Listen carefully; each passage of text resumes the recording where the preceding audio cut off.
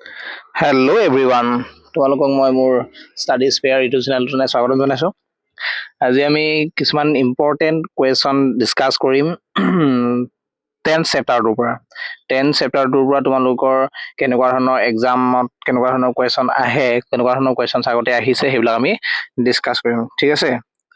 তো ফাৰ্ষ্ট কুৱেশ্যনটো হৈ গ'ল, identify the tense use in the following sentence. যে তোমাৰ তলত এটা চেণ্টেন্স দিছে আৰু চেণ্টেন্সটো তোমাৰ কি টেন্স ইউজ হৈছে সেইটো তুমি ক'ব লাগে, ঠিক আছে। She will have completed the project by next week. যে কি হৈছে যে তাই এটা নেক্সট উইকত এটা প্ৰজেক্ট সম্পূৰ্ণ কৰিব, ঠিক আছে। সেইটো কি টেন্সত পৰিব? সেইটো পৰিব ফিউচাৰ পাৰফেক্ট টেন্সত। দেখিছা তোমালোকে, মই ধুনীয়াকৈ তোমাৰ যোনটো কাৰেক্ট এনচাৰ হয় সেই কাৰেক্ট এনচাৰটো দি দিছোঁ। সেইটো তোমালোকৰ কাৰেক্ট এনচাৰ মই তোমালোকক দি দিছোঁ, ঠিক আছে। ছেকেণ্ডত আহিলে, choose the correct form of verb to complete the sentence. যে তোমাৰ কাৰেক্ট ফৰ্ম অফ ভাৰ্বটো তোমাৰ চুজ কৰিব দিছে, যোনটোৰ জৰিয়তে তুমি কি কৰিব পাৰিবা, চেণ্টেন্সটো কমপ্লিট হয়। By the time we arrived they ডেছ ডিনাৰ। এতিয়া এটা কথা তুমি সদায় মনত ৰাখিবা যে টেন্স, এতিয়া ফাৰ্ষ্ট যোনটো চেণ্টেন্স আছে বাই দ্য টাইম উই এৰাইভড, সেইটো কি টেন্সত আছে? সেইটো হৈ গ'ল তোমাৰ চিম্পুল পাষ্ট টেন্সত আছে। চিম্পুল পাষ্ট টেন্সত আছে বুলি আমি কেনেকৈ গম পালোঁ? ইয়াত তুমি চোৱা, দ্য টাইম সেইটো হৈছে ছাবজেক্ট, বা তুমি উইটো তুমি ছাবজেক্ট হিচাপে ল'ব পাৰা। টাইমটো হৈছে তোমাৰ এইটো টাইমিং হয়, চৰি। উইটো হৈছে তোমাৰ subject, we plus past form of the verb, বা subject plus past form of the verb ক'ত থাকে? তোমাৰ চিম্পুল পাষ্ট টেন্সত থাকে। যদি দুটা চেণ্টেন্স যদি লগ লাগি থাকে, ফাৰ্ষ্ট চেণ্টেন্সটো যদি তোমাৰ চিম্পুল পাষ্ট টেন্সত থাকে, তো ছেকেণ্ড টেন্সটো কিহত থাকিব? সদায় মনত ৰাখিবা, পাষ্ট পাৰফেক্ট টেন্সত থাকিব।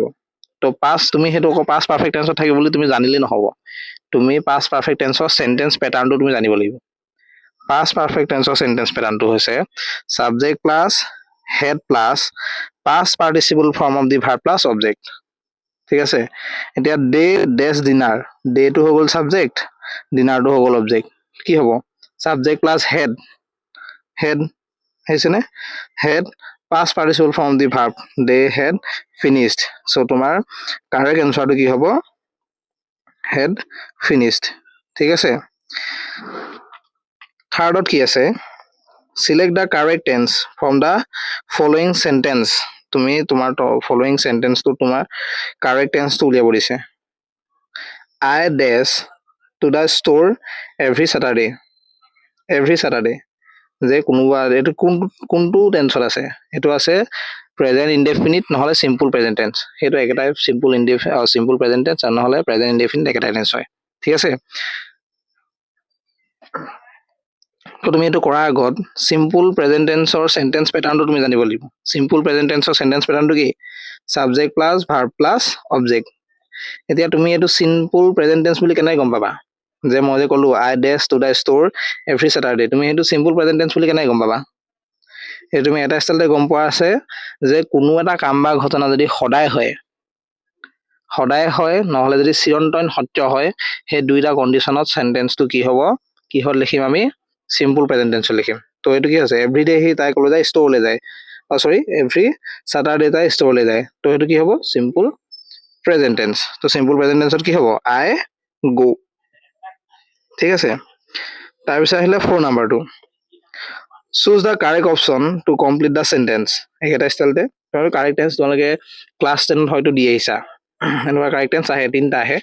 তাত যেতিয়া তোমাৰ ব্ৰেকেটত দিয়া থাকে কি হ'ব, ইয়াত আছে she dash in the garden when it started raining. মই তোমাক অলপ দেৰি আগতো কৈ আহিছিলোঁ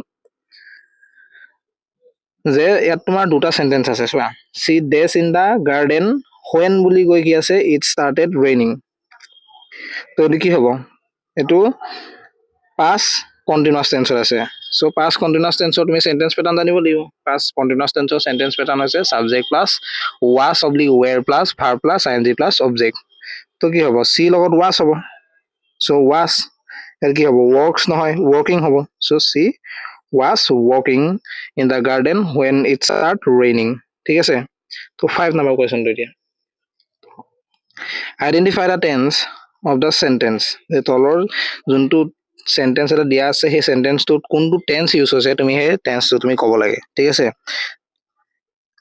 চেণ্টেন্সটো হৈছে they have been studying for 3 hours যে সিহঁতে 3 ঘণ্টাৰ পৰা মানে বৰ্তমান সময়লৈকে পঢ়িয়ে আছে ঠিক আছে তো সেইটো কোনটো চেণ্টেন্স কোনটো টেন্সৰ ভিতৰত পৰিব সেইটো হ'ব কোনো এটা কাম বা ঘটনা যদি অতীততে ষ্টাৰ্ট হৈ বৰ্তমান সময়লৈকে যদি চলি থাকে তেনেহ'লে সেইটো আমি কি বুলি ক'ম প্ৰেজেণ্ট পাৰফেক্ট কণ্টিনিউৱাছ টেন্স বুলি ক'ম মনত থাকিব যে কোনো এটা কাম বা ঘটনা যদি অতীততে ষ্টাৰ্ট হৈ যদি বৰ্তমান সময়লৈকে চলি থাকে তেনেহ'লে সেইটো আমি কি বুলি ক'ম প্ৰেজেণ্ট পাৰফেক্ট কণ্টিনিউৱাছ টেন্স বুলি ক'ম ঠিক আছে তাৰপিছত আহিলে 6 নাম্বাৰটো fill in the blanks with the correct form of the verb যে তোমাৰ ইয়াত তোমাৰ সেই কাৰেক্ট এনসাৰ কৰিব দিছে সেন্টেন্সটো হৈছে he does his homework before dinner যে তাই ডিনাৰৰ আগতে হোমৱৰ্কখিনি কৰিলে তো এইটো কি হ'ব এটো হৈ যাব past perfect tense sorry এটো হয় past perfect tense so past perfect tense or sentence pattern to ki all of the out koiছিলো subject plus had plus past participle form of the verb plus object ঠিক আছে she had done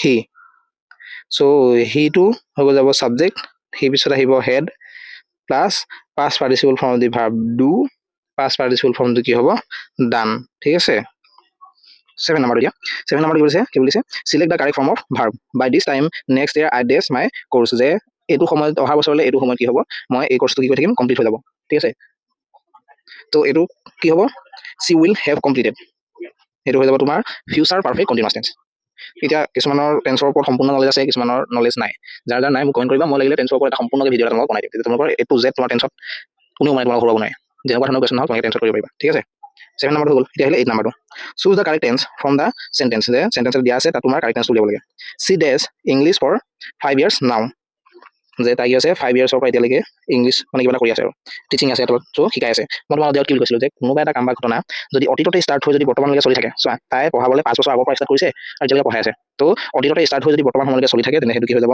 present perfect কন্টিনিউয়াছ tense ঠিক আছে আৰু present perfect কন্টিনিউয়াছ টেন্সৰ sentence প্যাটাৰ্নটো কি subject plus have by has plus been plus verb plus ing plus object ঠিক আছে তো কি হ'ব she has been teaching English for 5 years now এটা হলো 9 নম্বৰটো fill in the blanks with correct tense এটো correct tense কৰিব লাগে এটা হলো 9 নম্বৰটো fill in the blank with the correct tense when I saw him he dashed the newspaper এটো কি হ'ব প্ৰথমটো simple past tense আছে তো পিছৰটো কি হৈ যাব simple past continuous tense so কি হ'ব he was reading লাষ্টত কি হ'ব identify the tense of the sentence I will be visiting my grandparents next week যে তোমাৰ ইয়াত তুমি কোনটো টেন্স ইউজ হৈছে সেই টেন্সটো তুমি ক'ব ঠিক আছে তো ইয়াত কি হ'ব identify the tense for the sentence I will be visiting my grandparents next week তো কি হ'ব নেক্সট উইকত তাৰ গ্ৰেণ্ডপেৰেণ্টছক লগ কৰিবলৈ যাব প্ৰথম আহিলে সিম্পল ফিউচাৰ টেন্স সেইটো ফিউচাৰ টেন্স হ'বই নাই ইয়াত তোমাৰ কাৰণ আইএনজি আছে উইল বি আছে তোমাৰ কি subject plus will be plus verb plus ING plus subject সেইটো তোমাৰ অকল ক'ত থাকিব ফিউচাৰ কন্টিনিউয়াছ টেন্সত থাকিব ঠিক আছে এতিয়া আজি মই 10টা মানে ইম্পৰ্টেন্ট কুৱেশ্যন যোনবিলাক আগতে প্ৰিভিয়াছ ইয়েৰ্ছত অহা মই দেখি পাইছো মানে তো তাৰ মই কিমান আলোচনা কৰিলোঁ এতিয়া মেইন কথা হ'ল কাৰোবাৰ